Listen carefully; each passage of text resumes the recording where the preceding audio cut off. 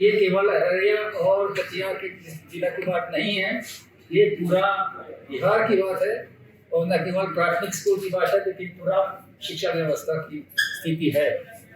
जबकि मेरे समझ में ये बिहार के सामने सबसे महत्वपूर्ण राजनीतिक मुद्दा है।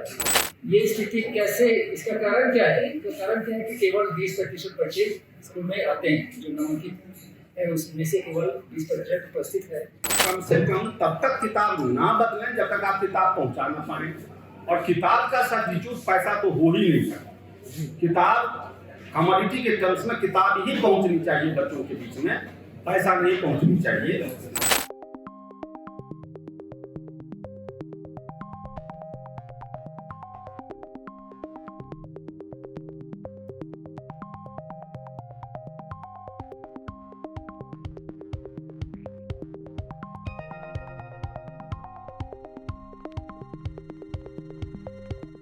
आज का जो सुबह सेमिनार हुआ है, जिसमें कई लोग शामिल हुए और कई लोग अपनी बात रखी, इससे पता चला है कि ये केवल अररिया और कटिहार के जिला की बात नहीं है, ये पूरा बिहार की बात है और न केवल प्राथमिक स्कूल की बात है, लेकिन पूरा शिक्षा व्यवस्था की स्थिति है।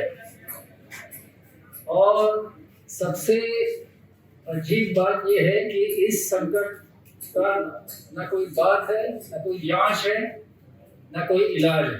जबकि मेरे समझ में ये बिहार के सामने सबसे महत्वपूर्ण राजनीतिक मुद्दा है, क्योंकि शिक्षा is the key to development. शिक्षा आर्थिक विकास के लिए जरूरी है, सामाजिक बदलाव के लिए जरूरी है, डेमोग्राफिक चेंज के लिए जरूरी है, स्वास्थ्य के लिए जरूरी है, लोकतंत्र के लिए जरूरी है।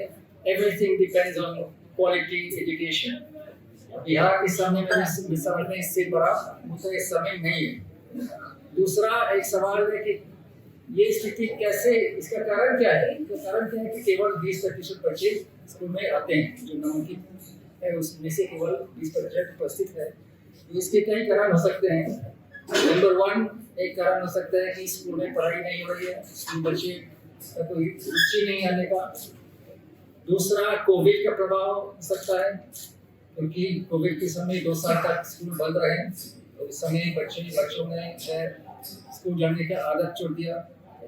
तीसरा, प्राइवेट ट्यूशंस, निजी ट्यूशंस का प्रभाव, क्योंकि जो बच्चे अनुपस्थित है उसमें से कई बच्चे हैं जो स्कूल के समय निजी ट्यूशन जाते हैं। फोर्थली, ये भी हो सकता है कि कुछ फेक एनरोलमेंट है, कुछ बच्चों का नाम लिस्ट में है, नामांकित बच्चे हैं लेकिन एक्चुअली और कहीं पढ़ रहे हैं।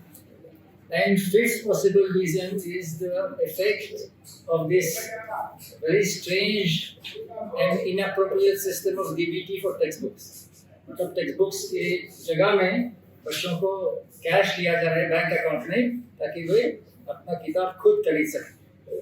तो ये this is a very unfair system which imposes a cruel choice on poor families कि या तुम किताब खरीदो या तुम खाना या जो भी बुनियादी जरूरतें हैं उनका पालन करो। और इसका नतीजा क्या है कि कई बार बच्चों के पास किताबें नहीं है, और किताब नहीं है तो स्कूल क्यों जाएं। Second point I'll make is that from this survey it's also clear that all the schools in Bihar are violating the Right to Education Act. कहीं टीचर की कमी है, कहीं इंफ्रास्ट्रक्चर की कमी है, कहीं और कोई नॉर्म्स का उल्लंघन हो रहा है। Hardly any schools, if any, are meeting all the norms of the Right to Education Act. And this brings me to the last point कि इस स्थिति को अगर बदलना है तो मुझे लगता है कि सरकार को राइट टू एजुकेशन एक्ट का पालन करना चाहिए, और जो सामाजिक आंदोलन है और राजनीतिक पार्टीज है विपक्ष में, इनको भी राइट टू एजुकेशन एक्ट को लेकर बड़ा पब्लिक मोबिलाइजेशन का इनिशिएटिव लेना चाहिए। मेरे अनुभव में स्कूलिंग इश्यूज पर लोग अपने आप नहीं निकलते हैं। इनको लगता है कि हमारा स्कूल जैसा है वैसा रहेगा, लेकिन उनके बीच में जब जाते हैं, उनको समझाते हैं ये शिक्षा क्वालिटी एजुकेशन आपका अधिकार है और कानून कुछ नॉर्म्स स्पेसिफाई करते हैं और आप आवाज़ उठा सकते हैं। तो मेरे अनुभव में लोग काफ़ी जल्दी समझते हैं और इस पर बहुत अच्छा कैंपेन हो सकता है। इसके बिना मुझे लगता है कि ये स्थिति आसानी से इसका सुधार नहीं होगा। Thank you. सिर्फ 2-3 बातों की जानकारी उसके साथ जोड़ दूँ कि जब भी हम एजुकेशन की बात कर रहे होते हैं तो मैंने जैसा शुरू में भी कहा था और अभी कि ये जो टेक्स्ट बुक वाला सवाल है, टेक्स्ट बुक पहुँचता है नहीं पहुँचता है या डीबीटी का सवाल है, ये डेलिबरेट है क्योंकि एल्सना इंस्टीट्यूट ने इस पर स्टडी किया है टेक्स्ट बुक का और वो रिजल्ट आया है कि जिनको बिहार टेक्स्ट बुक कमेटी के बजाय ऐसे लोगों को कॉन्ट्रैक्ट दिया गया था जो उनकी खास पार्टी के चहेते थे, ये फाइंडिंग्स में है।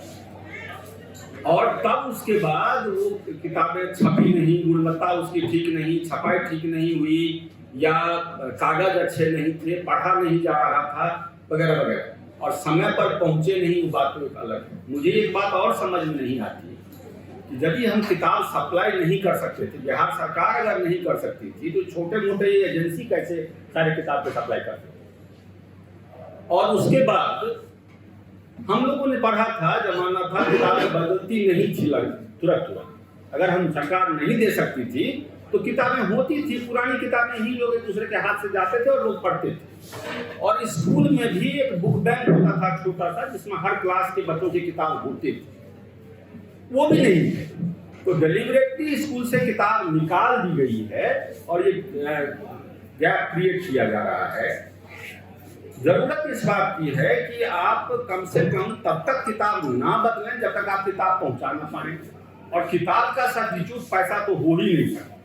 किताब कमोडिटी के टर्म्स में किताब ही पहुंचनी चाहिए बच्चों के बीच में, पैसा नहीं पहुंचनी चाहिए।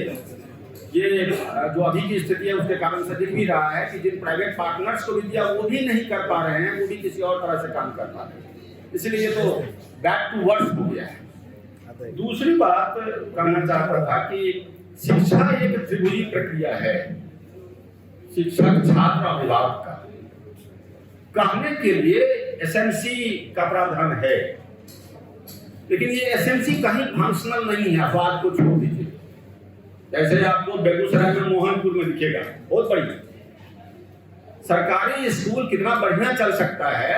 हम दिल्ली की बात करते हैं, बेगूसराय के मोहनपुर जाकर भी देख लीजिए कितना बढ़िया करता है। तो अगर, लेकिन वो कहां से चल रहा है? सामाजिक चेतना से चल रहा है, सामाजिक ताकतों से चल रहा है, सरकार के प्रयास से नहीं चल रहा। तो अगर वो नमूना है तो सरकार क्यों नहीं उन कामों को कर सकती है, सफल बिंदुओं को लेकर के उन कामों कर सकती है। जाहिर सी बात है कि राजनीतिक इच्छा शक्ति का। और अभी जॉन रिज कह रहे थे कि विपक्षी पार्टी को उठाना चाहिए, बड़ा मुश्किल सवाल है, क्योंकि जो यहाँ विपक्ष में है वो नई शिक्षा नीति का केंद्र में वो समर्थक है, वो आदमी यहाँ उसके खिलाफ बोलेगा ही नहीं। तो अपनी आत्मा है ही नहीं किसी के पास, जहां से ऊपर से रडार आता है उसके हिसाब से वो चलता है। तो ऐसे स्थिति में बिना सामाजिक दबाव के, मैं अभी बात नहीं करूंगा, आप लोग करेंगे तो चर्चा होगी। जितने का नामांकन है, अगर वो बच्चे स्कूल में बैठने लगे तो खड़ा नहीं हो सकते, बैठना तो बात की बात, इंफ्रास्ट्रक्चर इतना ही हमारे पास। तो नहीं आ रहे हैं बच्चे, इसको अगर तैयारी करें और फिर बच्चों को स्कूल में ढकेल दें तो खड़ा होने की जगह नहीं मिलेगी और तब दिखेगा कि कितना भयावह हमारा स्वरूप है। इसीलिए मेरी समझ में सिर्फ ये आता है कि शिक्षा एक राजनीति है और सामाजिक आंदोलन के द्वारा सरकार को बाध्य किया, लोकतंत्र की चुनी हुई सरकार को बाध्य किया जा सकता है कि आप समाज के लिए चुने हुए हैं, लोकतंत्र रूप से चुन के गए हैं, लोकतंत्र की जिम्मेदारी आपको निभाना होगा और इसके लिए सामाजिक चेतना और सामाजिक प्रयास आवश्यक है, तभी हम इसको आगे बढ़ा पाएंगे। इसलिए हमें अपना भी देखना होगा कि हम कहाँ सरकार पर दबाव बनाने में चूकते हैं। धन्यवाद।